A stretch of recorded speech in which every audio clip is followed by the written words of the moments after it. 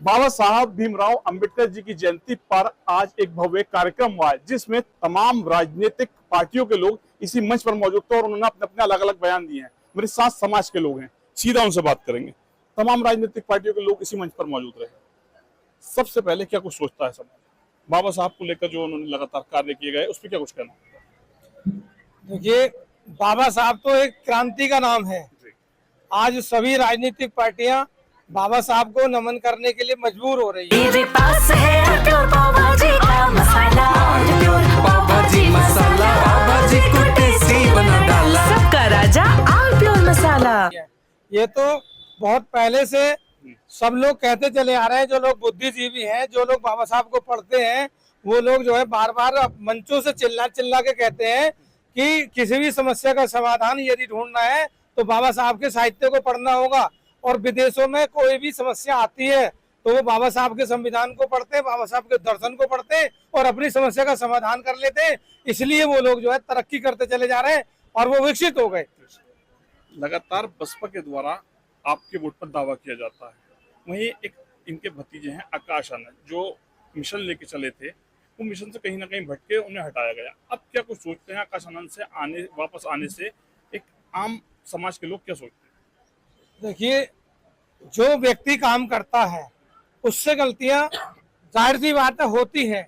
तो ये कोई भी पार्टी हो, अगर कोई व्यक्ति पार्टी से निकला है और वो व्यक्ति फिर उसी पार्टी में आया है तो फायदा तो होगा ही, क्योंकि जितना बड़ा परिवार होगा उतना बड़ा उसका फायदा होगा। तो ये तो जो है बहन जी ने अच्छा किया, उन्हें वापसी ले लिया और काम करें। जो काम करेगा समाज जो है, पूरा देश ये देख रहा है कि जो काम करेगा समाज उसके साथ खड़ा होगा। क्योंकि अभी तक हमारे देश में बाबा साहब के द्वारा बनाया गया संविधान लागू नहीं हुआ है, चाहे कोई सी भी पार्टी का राज आया, लेकिन पूरी तरीके से संविधान लागू नहीं हुआ।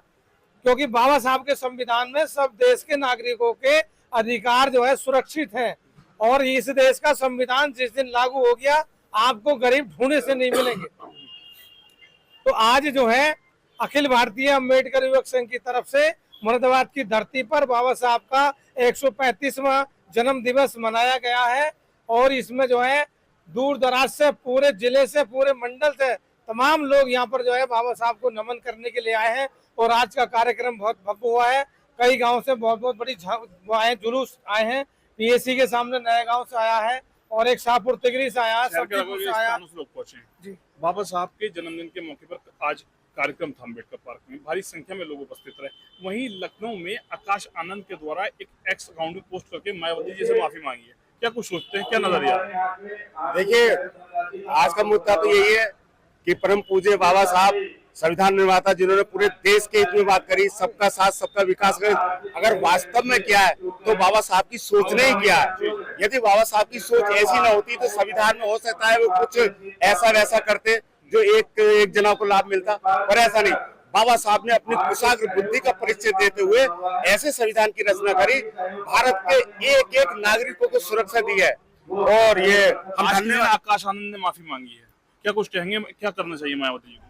हाँ, ये बहुत अच्छी बात है। जैसे पार्टी है, एक परिवार है, उसमें अंदर खाने किसी से कोई गलती हुई है या नहीं, इस विषय में मैं नहीं कह सकता। परंतु हमारी बहन जी हमारे लिए बहुत परम पूज्य है। क्योंकि आज जो जय भीम का नारा हुआ है, पूरे जन जन में हुआ है, वो मान्यवर काशीराम और बहन जी के अथक प्रयासों से हुआ है। और आज बाबा साहब की जो ये महिमा है, बहन जी के बाद बहुत बड़ी परिवर्तन के साथ हुई है। और वो आकाश आनंद जी ने अपनी गलती को स्वीकार किया या नहीं किया, ये तो उनके परिवार, ये उनकी पार्टी की बात है।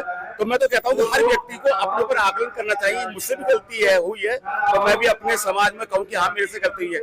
यदि सभी राजनेता, सभी पार्टी के नेता अपने आप में एक ऐसा विचार रख ले कि अगर मुझसे कहीं गलती हुई है, मैं समाज ने मुझे चुन के भेजा है और मैं उनके लिए कहीं सही नहीं उतर रहा हूँ, तो मैं अपनी गलती स्वीकार करके उनके आगे आऊं, उनके साथ में रहूं।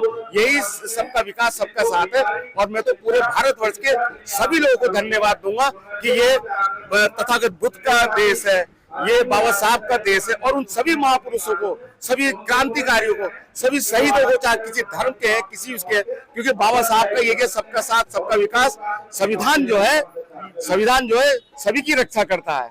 मैं एक लाइन से अपनी बात को विराम दूंगा वक्त मिले तो मुझे पढ़ना जरूर, वक्त मिले तो मुझे पढ़ना जरूर, मैं आपकी बेमिसाल बेहद उलझनों का समाधान हूँ, मैं आपके भारत का संविधान हूँ। इसी बात के साथ अपनी बात को विराम देता हूँ।